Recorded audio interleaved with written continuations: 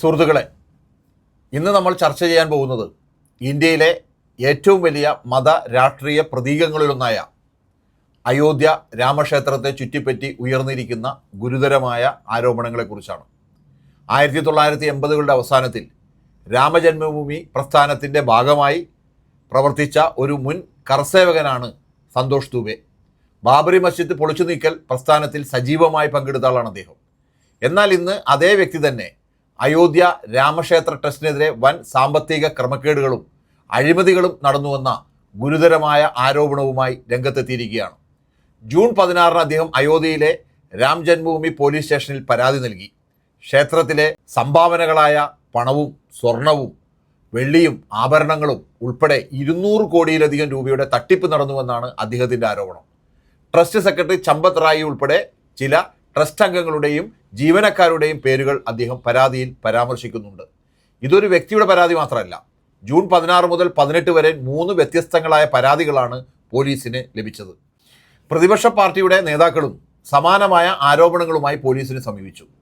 എന്നാൽ ഇതുവരെ ഒരു FIR പോലും രജിസ്റ്റർ ചെയ്തിട്ടില്ല എന്നതാണ് ശ്രദ്ധേയമായ കാര്യം. ഇതിനിടെ ട്രസ്റ്റിൻ്റെ മുൻ അക്കൗണ്ട്സ് ഓഫീസറായ മഹിപാൽ സിംഗ് നടത്തിയ വെളിപ്പെടുത്തലുകളും വലിയ ചർച്ചകൾക്ക് വഴിവെച്ചിട്ടുണ്ട്. ക്ഷേത്രത്തിന് ലഭിച്ച ആഭരണങ്ങൾക്ക് കൃത്യമായ രേഖകളില്ലായിരുന്നുവെന്നും ഒരു ഘട്ടത്തിൽ 8 മാസത്തെ CCTV ദൃശ്യങ്ങൾ ഇല്ലാതായിരുന്നുവെന്നുമാണ് അദ്ദേഹത്തിൻ്റെ ആരോപണം. ദൈനിക് ഭാസ്കർ നടത്തിയ അന്വേഷണത്തിൽ മറ്റൊരു ഗുരുതരമായ കാര്യം പുറത്തു വന്നു. ബോംബെയിലെ ഒരു വ്യവസായി ക്ഷേത്രത്തിന് നൽകിയ 3 കിലോ വെള്ളിമാലയ്ക്കും 1 കിലോ വെള്ളി ചരൺ പാതുകയ്ക്കും ഔദ്യോഗികമായ രസീത് നൽകിയിട്ടില്ല എന്നാണ് റിപ്പോർട്ട്. സന്തോഷ് ദുബെ ചോദിക്കുന്നത് വളരെ വികാരഭരിതമായ ഒരു ചോദ്യമാണ്. ബാബറും ഗസനിയും ക്ഷേത്രങ്ങൾ കൊള്ളയടിച്ചവരായിരുന്നു.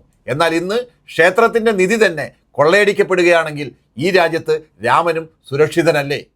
രാമക്ഷേത്ര നിർമ്മാണത്തിനായി കോടിക്കണക്കിന് രൂപയുടെ സംഭാവനകളാണ് രാജ്യത്തിൻ്റെ വിവിധ ഭാഗങ്ങളിൽ നിന്നുള്ള ഭക്തർ നൽകിയിരുന്നത്. ലഭ്യമായ വിവരങ്ങൾ പ്രകാരം 2022 വരെ മാത്രം 3400 കോടിയിലധികം രൂപ ട്രസ്റ്റിന് ലഭിച്ചു.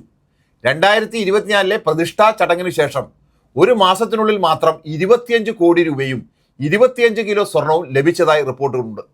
ഇത്ര വലിയ തുകകൾ കൈകാര്യം ചെയ്യുന്ന ഒരു ട്രസ്റ്റിനെ കുറിച്ച് സ്വാഭാവികമായും ജനങ്ങൾക്ക് ചില ചോദ്യങ്ങൾ ഉയരും.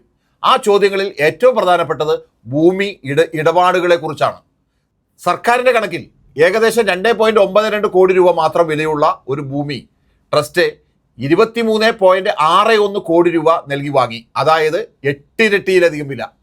മറ്റൊരു ഭൂമിയുടെ ഇടപാടിൽ 1.73 കോടി രൂപ സർക്കിൾ റേറ്റുള്ള ഭൂമി 29.67 കോടി രൂപ നൽകി വാങ്ങിയതായും ആരോപണങ്ങളുണ്ട്. ഈ ഇടപാടുകൾ സംബന്ധിച്ച് നിയമവിദഗ്ധരും ചോദ്യങ്ങൾ ഉയർത്തിയിട്ടുണ്ട്. ചിലരുടെ അഭിപ്രായത്തിൽ ഈ ഭൂമികളിൽ ചിലത് സർക്കാർ ഉടമസ്ഥതയിലുള്ള നസൂൽ ഭൂമികളായിരിക്കുമെന്നും അങ്ങനെയാണെങ്കിൽ ഇടപാടുകളുടെ നിയമസാധുത തന്നെ പരിശോധിക്കേണ്ടതുണ്ടെന്നും അവർ പറയുന്നു. കഴിഞ്ഞ 2 വർഷമായി ട്രസ്റ്റിൻ്റെ ഓഡിറ്റ് റിപ്പോർട്ടുകൾ പൊതുജനങ്ങൾക്ക് മുന്നിൽ അവതരിപ്പിച്ചിട്ടില്ലെന്ന ആരോപണവും നിലനിൽക്കുകയാണ്. ഇതൊരു വ്യക്തിയുടെ സ്വകാര്യ പണമല്ല, കോടിക്കണക്കിന് രാമഭക്തരുടെ വിശ്വാസമാണ് എന്നാണ് അദ്ദേഹം പറയുന്നത്. അതേസമയം ഈ എല്ലാ ആരോപണങ്ങൾക്കുമെതിരായ ട്രസ്റ്റിൻ്റെ ഭാഗത്തു നിന്ന് ഇതുവരെ വിശദമായ ഔദ്യോഗിക മറുപടി ലഭിച്ചിട്ടില്ല. ആരോപണ വിധേയരായ പലരും പ്രതികരിച്ചിട്ടില്ല. മുഖ്യമന്ത്രി യോഗി ആദിത്യനാഥ് രൂപീകരിച്ച പ്രത്യേക അന്വേഷണ സംഘം അന്വേഷണം നടത്തുകയാണ്. ഇവിടെ ഒരു കാര്യം പ്രത്യേകം ഓർക്കണം. ഇപ്പോൾ ഉയർന്നിരിക്കുന്നവ ആരോപണങ്ങളാണ്. അവ തെളിയിക്കപ്പെട്ട കുറ്റകൃത്യങ്ങളല്ല. അന്വേഷണത്തിൻ്റെ അന്തിമ ഫലമാണ് സത്യം എന്താണെന്ന് വ്യക്തമാകുക. എന്നാൽ മറ്റൊരു സത്യവും നമുക്ക് മറക്കാനാവില്ല.